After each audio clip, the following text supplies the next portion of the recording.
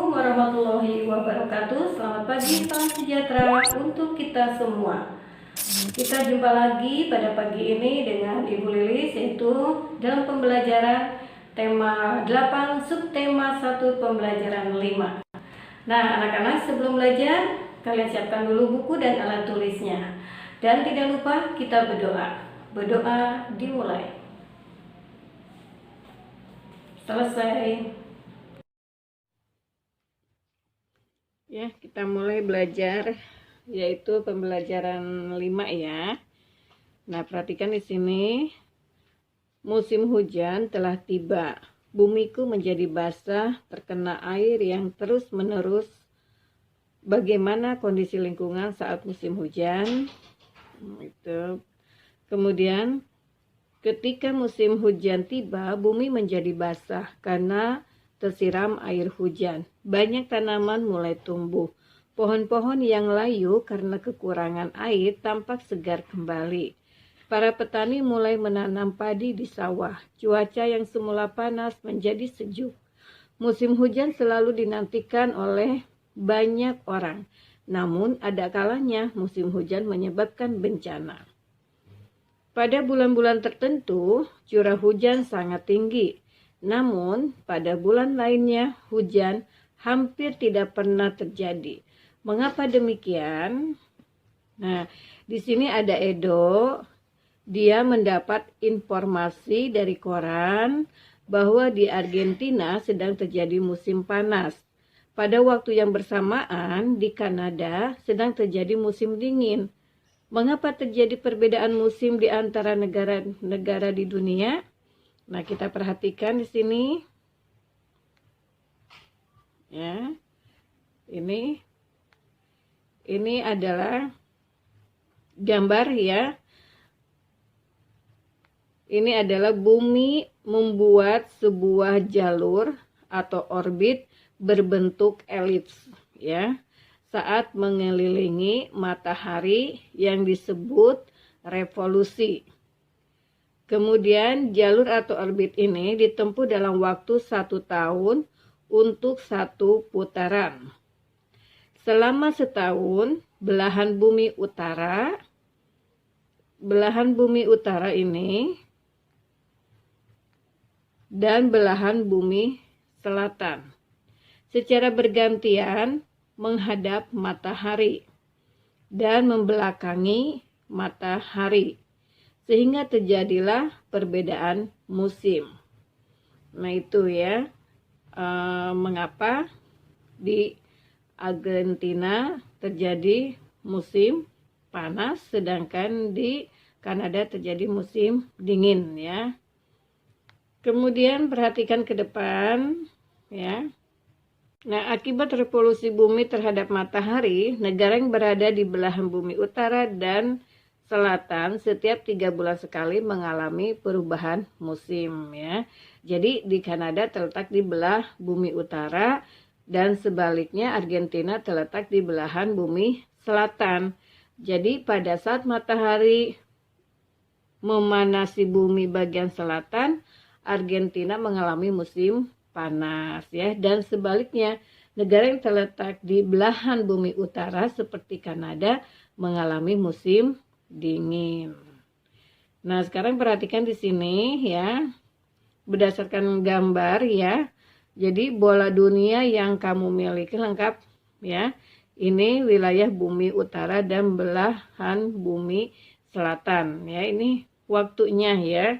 Contohnya di sini ada 21 Juni sampai 23 September.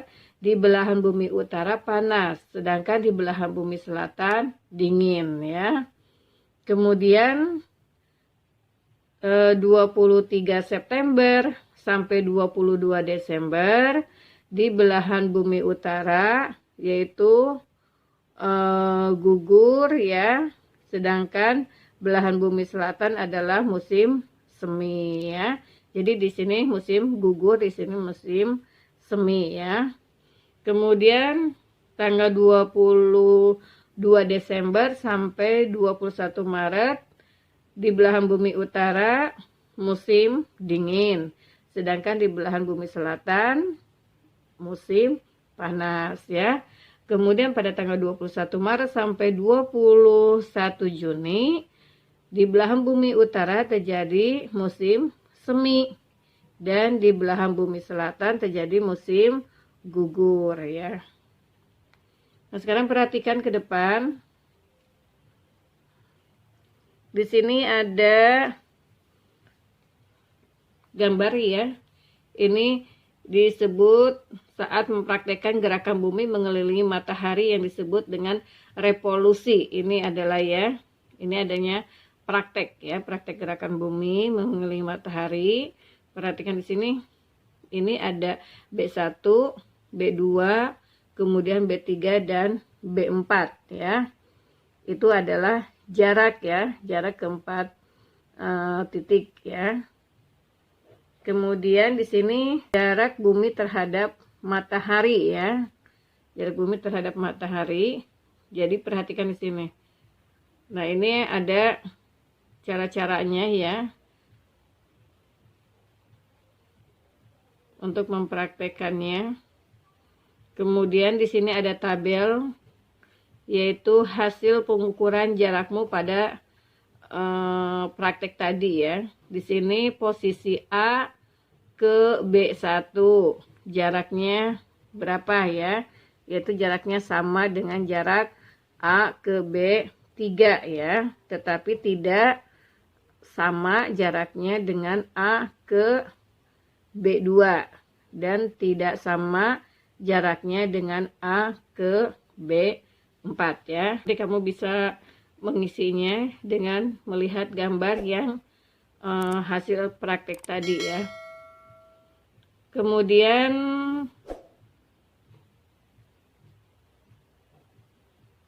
nah, di sini ada kutub utara, kemudian ada kutub selatan ya. Jadi revolusi bumi menyebabkan matahari tampak bergeser ke arah belahan bumi utara dan selatan. Ini ya, matahari. Padahal sesungguhnya matahari tidak bergerak. Peristiwa ini disebut sebagai gerak semu tahunan matahari ya. Kemudian perhatikan ya. Nah, di sini ada petunjuk ya. Temukan 5 informasi penting mengenai gerak revolusi bumi dan dampaknya. Tuliskan informasi yang kamu temukan di tiap gambar jari ya, ini ya. Kemudian lihat, perhatikan ke depan. Tadi kita udah tahu ya di hasil praktek bahwa hasil dari pengukuran itu tentang orbit bumi ya berbentuk elips ya. Nah, ini adalah ya, nanti kamu cari faktor yang pertama ya. Faktor yang pertama adalah apa? Di sini bumi mengelilingi matahari pada orbitnya membutuhkan waktu selama 365,25 hari atau 1 tahun ya. Kemudian fakta yang kedua. Kira-kira apa faktanya yang kedua? Ya, akibat peredaran bumi melalui matahari atau revolusi bumi adalah adanya perbedaan lama siang dan malam. Kemudian fakta yang ketiganya, akibat revolusi bumi adalah adanya perubahan rasi bintang. Dan nanti kamu tambahkan jawaban untuk fakta keempat dan kelima ya. Kemudian sumber informasinya ya, juga kalian nanti isi dan oleh siapa ya, kamu bisa isi juga. Nanti hasilnya kamu sampaikan kepada Bapak dan Ibu guru kalian ya.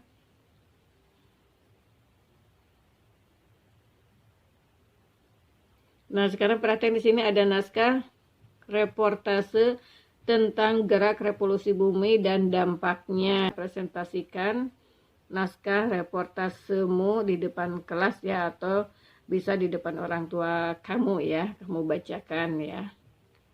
Nah, di sini ada catatanku tentang revolusi bumi dan dampaknya.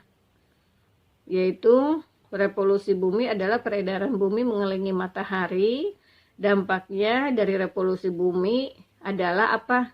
Yang pertama, perbedaan lama siang dan malam. Kemudian, perubahan rasi bintang. Kemudian, gerak semu tahunan matahari. Dan selanjutnya, kamu tambahkan ya isinya. Jadi, akibat adanya revolusi bumi adalah adanya perubahan musim ya. Dan akibat revolusi bumi adalah adanya gerakan semu tahunan matahari ya, bahwa orbit bumi berbentuk elips ya. Nah, itu kita lanjutkan pelajaran yang berikutnya, yaitu tentang SPDP ya. Nah, dengan adanya perbedaan musim di antara negara-negara, terutama di negara Indonesia, bahwa di negara Indonesia ini yaitu negara yang tropis yang terdiri dari 2 musim, yaitu musim kemarau dan musim hujan. Maka dengan adanya 2 musim ini, Indonesia memiliki ragam terutama pada pergantian musim ini menyebabkan Indonesia memiliki ragam jenis buah-buahan ya, yang berbuah sesuai dengan jadwalnya. Kemudian ada musim panen ya. Dengan adanya perbedaan musim di antara negara-negara, bahwa Indonesia ternyata mempunyai 2 musim ya, yaitu musim kemarau dan musim hujan. Nah, akibat pergantian musim ini banyak sekali manfaatnya bagi bangsa Indonesia, yaitu tanahnya menjadi subur ya, dan banyak sekali tanaman yang tumbuh di tanah Indonesia ya. Nah, di sini digambarkan oleh sebuah lagu yang berjudul Desaku yang Kucinta, yaitu ciptaan Elmanik.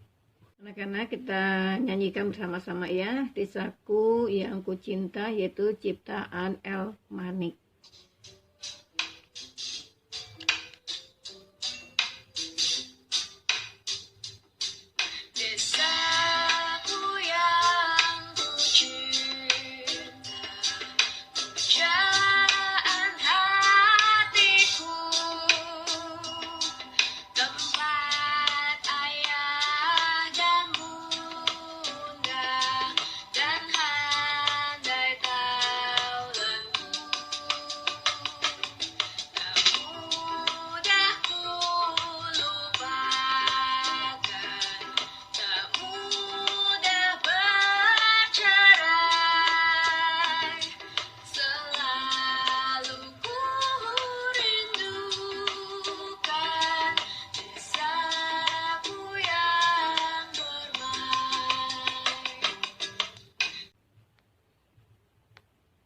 Ya, nanti kamu hafalkan lagunya ya, sampai kamu hafal ya. Nah, di sini ada identifikasi interval yang terjadi ya, atau jauh terdekat pada lagu Desaku yang Kucinta ya. Di ini gambarnya ya. Di sini ada interval nadanya ya. Nah, dengan itu Ibu minta nanti kalian hafalkan lagunya ya, sampai kamu hafal dan tahu isi makna dari lagu Desaku yang Kucinta.